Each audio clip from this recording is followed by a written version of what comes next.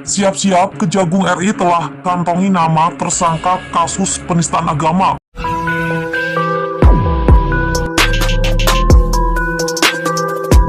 Atas nama ARPG alias SPG alias PG dan alias AT, ya, kami terima pada hari Kamis kemarin, ya, dengan melanggar pasal 156A KUHP, ya, dan atau pasal 114 Undang-Undang Nomor 1 tahun 1946 dan Undang-Undang ITE.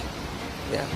Jadi ada 3 pelanggaran yang undang-undang yang dipakai untuk menjerat yang bersangkutan. Ya.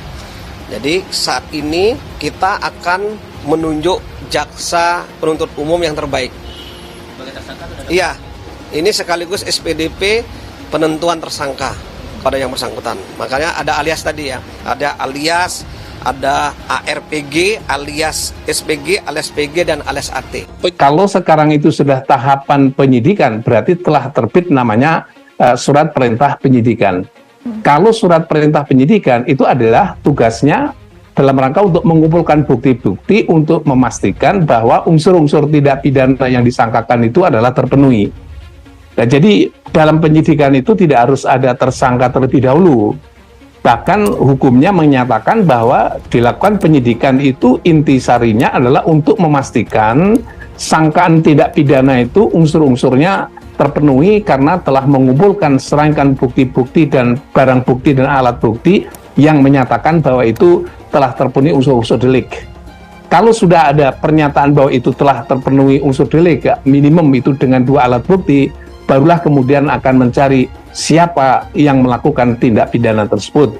Dengan kata lain, dengan 2 alat bukti pula nanti akan ditetapkan bahwa si A atau si B itu yang dinyatakan bahwa dia adalah sebagai pelaku tindak pidana tersebut.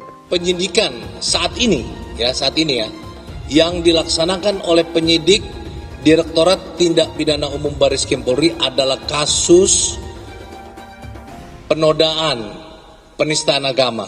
Jadi ada 3 undang-undang ya. Ada undang-undang di KUHP penodaan penistaan agama, ada di Undang-Undang Nomor 1 tahun 46 menyiarkan berita bohong, dan juga ada Undang-Undang ITE ya. Sekali lagi ini dugaan pelanggaran ya.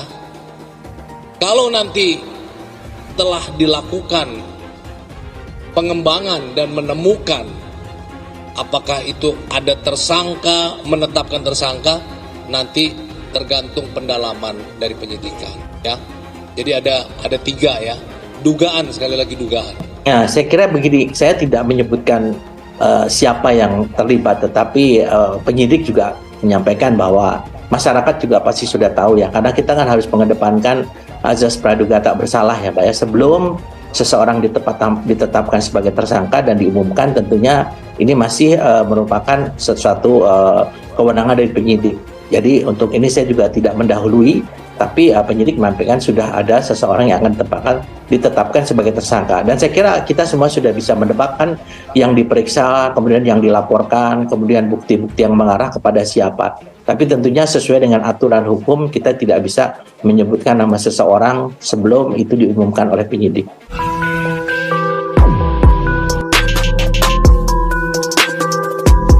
Kejaksaan Agung RI akui sudah terima berkas surat perintah dimulainya penyidikan SDPD kasus dugaan penistaan agama serta dugaan pelanggaran Undang-Undang IT terhadap kasus yang menyeret Panji Gumilang.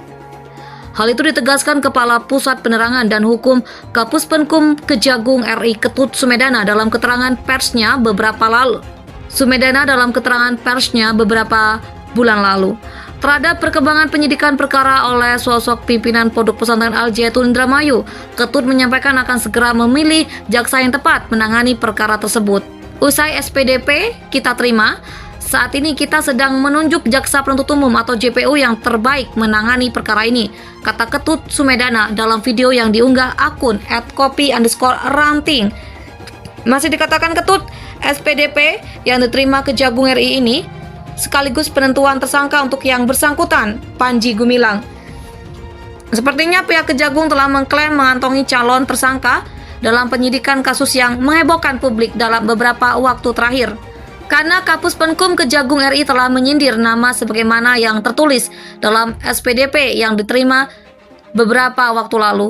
Ya, makanya tadi SPDP-nya inisial yakni berinisial ARPG alias SPG alias PG alias AT yang kami terima Kamis kemarin, bebernya dalam jumpa pers. Dengan telah mengantongi calon tersangka, hanya tinggal pelimpahan berkas perkara dan barang bukti serta tersangka dari penyidik Barreskrim Mabes Polri kepada Jaksa Kejagung RI. Sebelumnya diketahui pihak penyidik Barreskrim Mabes Polri telah melakukan serangkaian penyidikan yakni dengan memeriksa sejumlah saksi termasuk Panji Gumilang sendiri. Selain Panji Gumilang, dari informasi yang dihimpun pihak Mabes Polri juga telah memanggil sejumlah nama lainnya seperti Luki Hakim sebagai Wabub Indramayu.